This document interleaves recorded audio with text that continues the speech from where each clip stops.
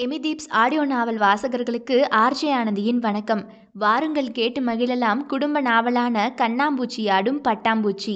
அத்தியாயம் 54. லண்டன் பட்டமளிப்பு விழாவிற்கான நாளும் வந்தது. அரங்கில் வீற்றிருந்த அனைவரின் முகத்திலுமே சந்தோஷம் களை கட்ட, டீன்லிஸ் மாணவி பல்லவி தியாஷின் முகத்தில் மட்டும் ஒரு பொட்டு களை இல்லை.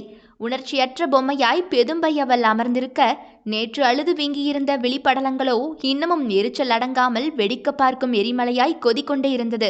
போட்டிருந்த அவள் மேக்கப்பும் பேக்வாட்டுவாக, அப்பியிருந்த லிப்ஸ்டிக்கும் அடிவாங்க, முகத்தில் ஈயாடாமல் இருந்தவளின் மனமோ சோர்ந்து கிடந்தது கவலையில். ஒரு புறம் அனாதையைப் போல பட்டம் வாங்கிடப் போகும் நிலைமையும், இவ்விழாவை சேர்ந்து கொண்டாடி ஜமாய்த்திடலாம் என்று திட்டம் தீட்டிய யாஷும் பக்கமில்லாமல் இருப்பது இயமானியின் இளநெஞ்சை வாட்டி வதைத்தது. உள்ளுக்குள்ளேயே குமரி கொண்டிருந்த உள்ளியின் அலைபேசி வாட்ஸ்அப் சினுங்கியது. சலிப்போடு பார்த்தவளுக்கு குதூகலமே. ஏங்கி ஏங்கி பார்த்தபோதெல்லாம் அனுப்பிடாதவன் அவசியமான நேரத்தில் அனுப்பியிருந்தான் ஆங்கிலத்தில் வாழ்த்து செய்தியை ஒற்றை வார்த்தையில். புலன செய்தி கண்டவளுக்கோ கையும் ஓடவில்லை, காலும் ஓடவில்லை. எழுந்து ஓடிடவே தோன்றியது அரங்கிலிருந்து. இல்லால் அவளுக்கு இல்லத்தரசனை நாடி. இருந்தும் ஒரே அடியாக வலிந்து போக பட்டம் வாங்கப் போகும் மிதப்பு அவளை தடுத்தது. சொந்த புருஷன்தானே, விளையாடி பார்த்தால் என்ன என்ற எண்ணத்தில் பதில் செய்தி அனுப்பினாள். Not expected, anyway thank you. பதிலை பார்த்தவனுக்கோ சிரிப்பை அடக்கிட முடியவில்லை. மீண்டும் ஒரு மெசேஜ் அனுப்பினான் கணவனவன். Oh, it's okay, I will take it as compliment என்றவன் அனுப்ப, அதை பார்த்தவளோ வேண்டுமென்றே கட்டியவனை வம்பிழுக்க ஆர்வம் கொண்டு மறுகேள்வி கேட்டாள். Whatever, so why are you here? Well, attending my wife Miss Pallavi தியாஷ் convocation. Really? Want to know? Just up your head towards the screen on your left side madam என்று தட்டி விட்டிருந்தான் Yash.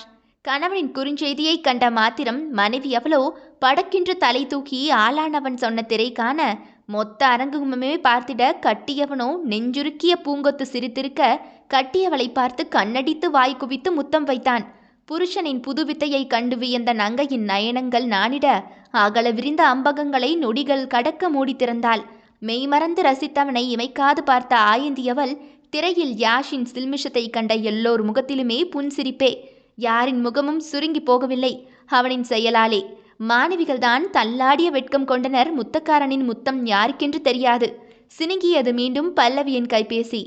I love you pulse என்ற குறுஞ்செய்தி சிவப்பு இதய emoji தாங்கி வர, bullshit என்று டைப் செய்து அனுப்பியவளோ உதடுகள் மடித்து குறும்பு கொண்டாள்.